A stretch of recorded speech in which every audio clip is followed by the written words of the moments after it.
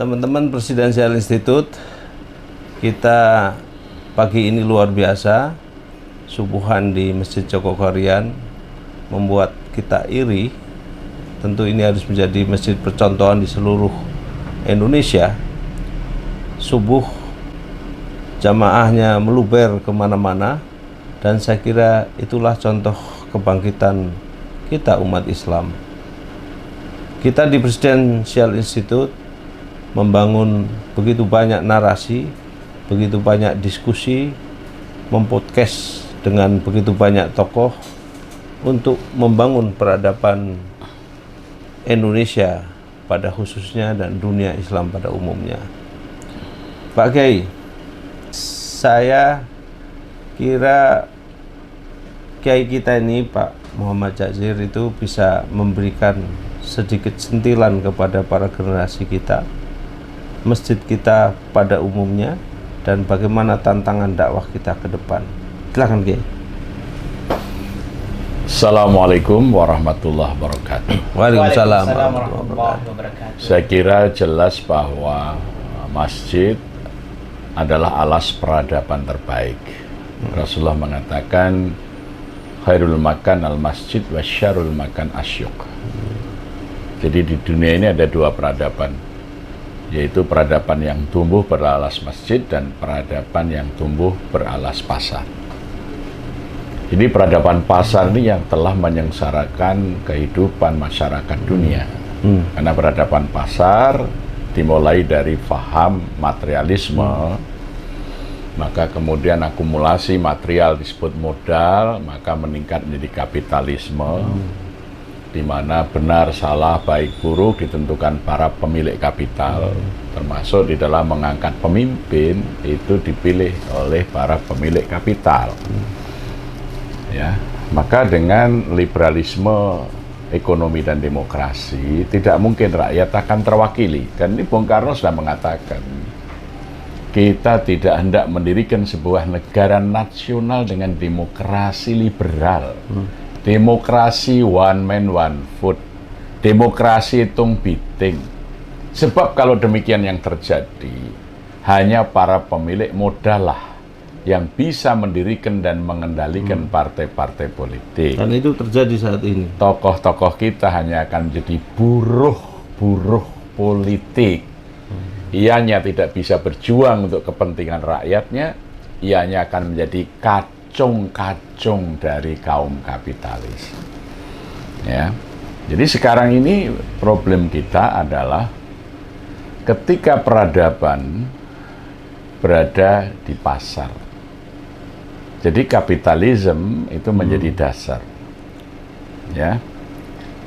Ustadz yang mengajarkan nilai-nilai kebajikan bisa ditolak oleh istana, dan koruptor yang punya dana dikasih karpet merah masuk ke istana.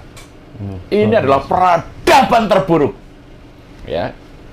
Nah, maka setelah kaum kapitalis berhimpun membentuk company-company, lahirlah apa yang disebut dengan kolonialisme. Karena dimulai dari Spanyol, kolonia itu adalah tanah baru.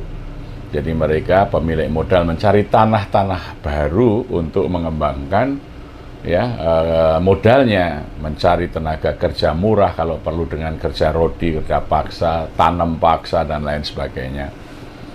Maka kolonialisme telah menyengsarakan berbagai banyak bangsa di dunia. Kemudian untuk memelihara koloni-koloni atau jajahannya itu dibentuklah imperium, ya, jaringan kekuasaan, maka peradaban pasar melahirkan imperialisme. Ya, imperialisme di abad 20 dilawan oleh rakyat, lahir negara-negara nasional yang merdeka. Tapi imperialisme ekonomi menjadikan tokoh-tokoh perjuangan kemudian mengikuti pola demokrasi liberal, mereka hanya jadi buruh politik dan kacung-kacung kapitalis. Maka yang lahir bukan leader tetapi dealer. Ya.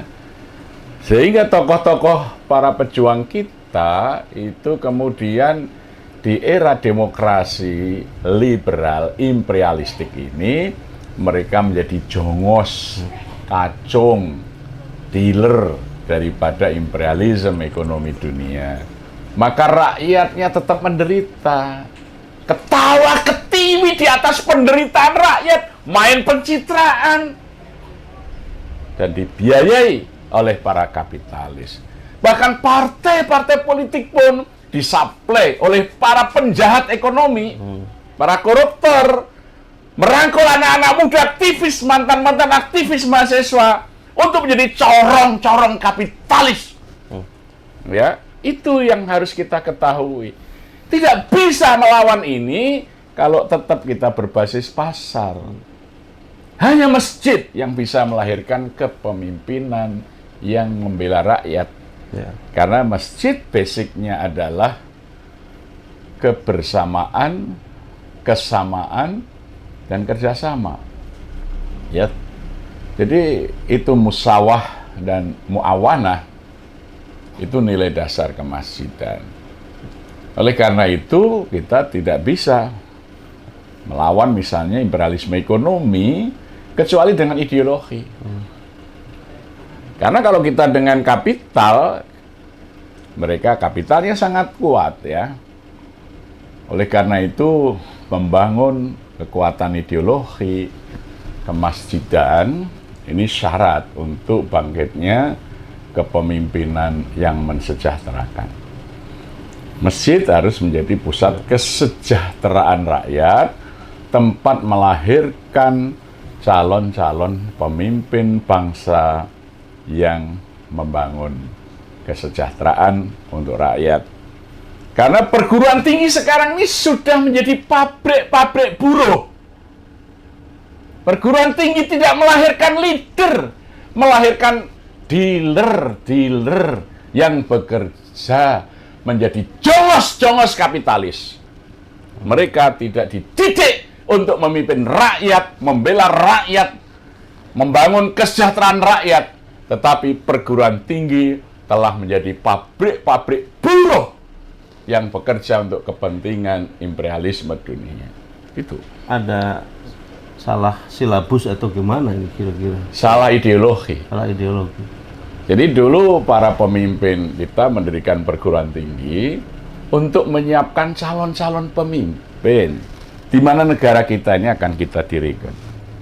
3 minggu sebelum kemerdekaan misalnya, Hatta, Natsir, Sarjito, dan lain sebagainya mendirikan Universitas Islam Indonesia.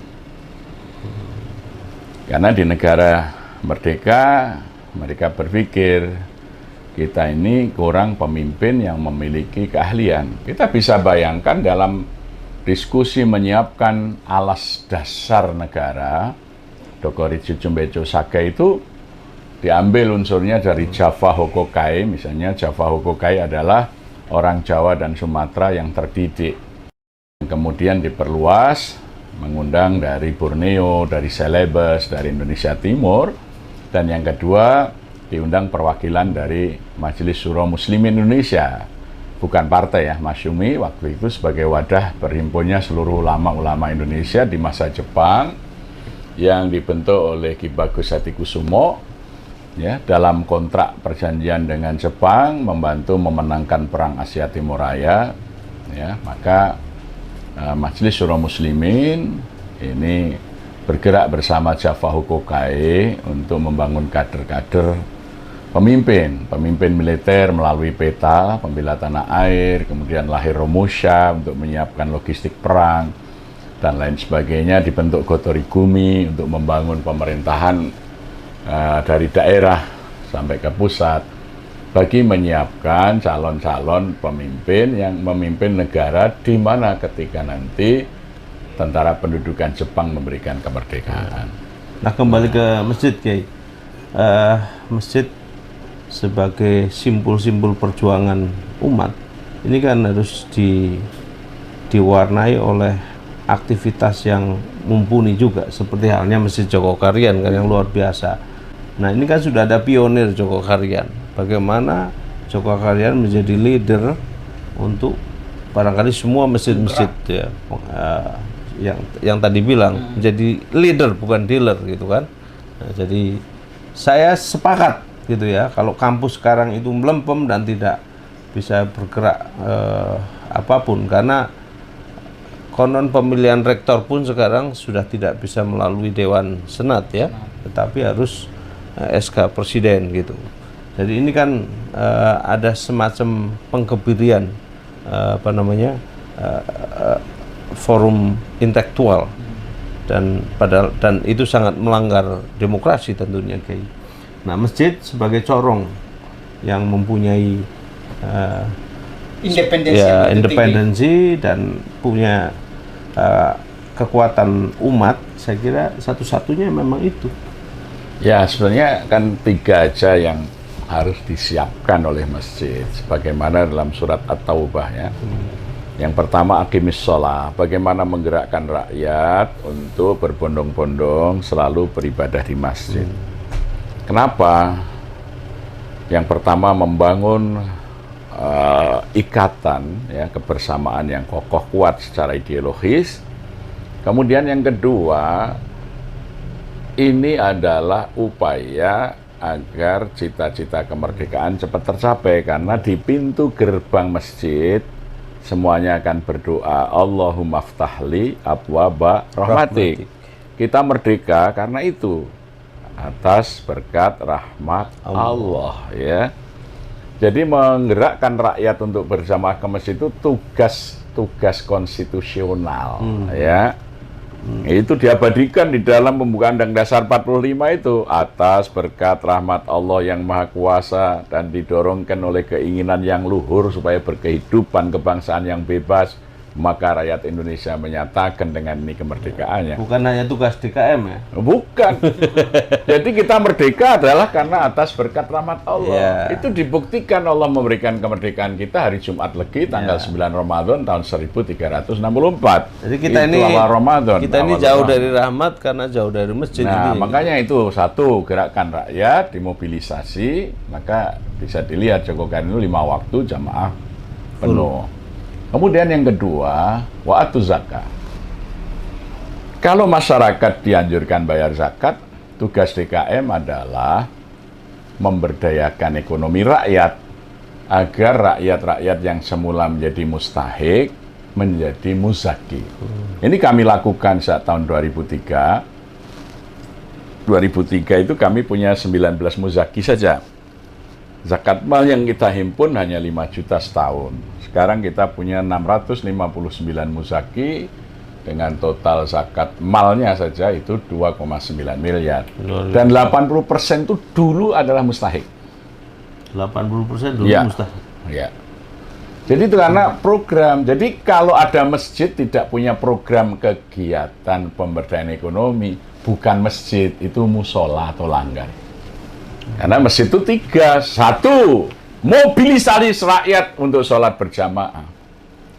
Itu sesuai dengan narasi adzan, hayya 'alas shalah, hayya 'alal falah. Ayo berjamaah ke masjid, ayo raih kebahagiaan, raih kesejahteraan, raih kemenangan. Sekarang ini banyak masjid dibangun, umat Islam makin dihina, makin direndahkan. Dan mewah-mewah. Karena kurang ajarnya pengurus masjid. Rakyat haknya diambil hanya untuk membangun bangunan. Dosa itu, zalim itu. Tidak boleh uang masjid hanya untuk membangun bangunan, untuk membangun kesejahteraan rakyat. Kalau masjid uangnya hanya untuk membangun bangunan, itu bukan masjid, itu candi Islam. Goblok itu pengurus masjidnya, nggak paham tentang masjid. Ya. Jadi harus direvolusi. Dosa itu infak masjid hanya untuk membangun menara yang megah. Rakyatnya mau kuliah, mau sekolah nggak punya uang, dibiarin saja. Rakyatnya mau buka usaha nggak punya modal, dibiarin saja. Kurang ajar! Sesat pikiran pengurus masjid yang begitu. Itu bukan masjid, itu candi Islam. Karena tugas yang kedua DKM adalah memberdayakan ekonomi rakyat sehingga dia bisa menjadi pembayar zakat. Itu wa'atu zakat. Tugas masjid itu. Alhamdulillah, kita di sini sekarang bisa membina 93 UMKM. Kalau Anda subuh datang di sini, sholat tuh sampai ke jalan-jalan karena Sabtu dan Ahad kita buat pasar rakyat. Jamaah kita berikan voucher belanja untuk membeli produk-produk rakyat. Ya. Karena semua ibadah di dalam Islam itu sumber ekonomi, sumber kesejahteraan. Ya, satu contoh pecinya saja. Kalau Anda pakai peci BGW ini, ini orang Gresik yang untung. Maka kami di Jogokarian buat peci batik Jogokarian. Saya udah beli 2. Ya. Sekarang ini warga kami ada 15 kepala keluarga hidup dari membuat ini. Masya Allah. Ya, 15 saya pakai baju batik, ya batik tulis, sehingga para pembatik di sini bisa hidup lagi. Ya, maka zalim itu ustadz-ustadz itu tidak soleh ekonomi ketika dia khutbah ke masjid pakai jubah, pakai surban, tapi made in China. Kurang ajar ustadz seperti itu. Kalau di sini made in China, keluar! Karena dia tidak soleh secara ekonomi, dia tidak punya tanggung jawab mensejahterakan umatnya. Ya, ini. Kemudian yang ketiga, walam yahsya ilallah. Dibina keberanian. Tidak boleh orang itu takut kecuali hanya kepada Allah. Ya. Lah inilah yang di kampus tidak ada materi pokok ini. Di masjid, yang ketiga itu walam yahsya ilallah. Dosa itu takut kepada yang lain selain Allah, itu syirik itu. Ya, maka 3 peradaban masjid tadi, aqimis shalah wa atuz zakah, yang terakhir walam yahsya ilallah. Ini yang harus dilakukan. Ketika masjid tidak melakukan 3 hal, rakyat akan menjadi penakut. Ya, kepada penguasa yang goblok bodoh saja takut, tidak berani meluruskan dan membenarkan. Ulamanya bisu, tidak berani bersuara. Itu saya kira ulama yang jarang sholat berjamaah ke masjid. Tidak ada timbul keberanian. Takut kepada penguasa, takut. Tidak bisa. Ya. Masjidlah peradaban yang memerdekakan sesungguhnya. Karena tidak takut kecuali hanya kepada Allah, itu merdeka yang sesungguhnya. Dan itulah tujuan kemerdekaan. Freedom from fear. Hilang rasa ketakutan. Itu dibangun dari masjid. Ini kalau masjid tidak melakukan 3 itu, bukan masjid itu. Candi. Candi Islam. Iya, itu candi Islam. Luar biasa, Kiai. Ya. Ya, saya kira waktu juga membatasi kita, tapi sebelum kita close, ada close statement dari Kiai Muhammad Jazir sebagai Ketua Dewan Syuro di Jogokarian ini. Ya, saya kira harus kita kembalikan. Fungsi masjid adalah tempat melahirkan pemimpin-pemimpin bangsa yang bisa memerdekakan rakyat dengan semerdeka-merdekanya. Hanya dengan kembali ke masjid, Indonesia akan menjadi negara yang benar-benar merdeka. Luar biasa, Presidential Institute, dimanapun kalian berada. Sayyidina Ali pernah mengatakan, iman seseorang itu akan tumbuh di masjid dan hilang di pasar. Bagaimana untuk menumbuhkan iman kembali? Ya harus sering-sering ke masjid. Kira-kira begitu. Itu ya. Insya Allah. Pasar, bagaimana tempat menghidupkan ekonomi, membangun ekonomi umat. Tapi jangan lupa imannya, karena iman tadi seperti Kiai katakan, iman itu hanya bisa ditumbuhkan di pasar, digembleng, dimanage, dan bagaimana masjid menjadi sebuah institusi formal sebagai setempel keumatan untuk membangun ekonomi rakyat, membangun pemuda yang kuat, membangun masa depan Indonesia yang jaya, yang tidak bergantung kepada kekuatan asing. Mudah-mudahan pagi yang penuh berkah, sahabat Presidential Institute bisa menikmati semangatnya Kiai Muhammad Jazir yang luar biasa. Walaupun umur sudah kepala 7, tapi semangatnya 17 tahun. Luar biasa. Allahu Akbar. Wassalamualaikum warahmatullahi wabarakatuh. Salam. Terima kasih.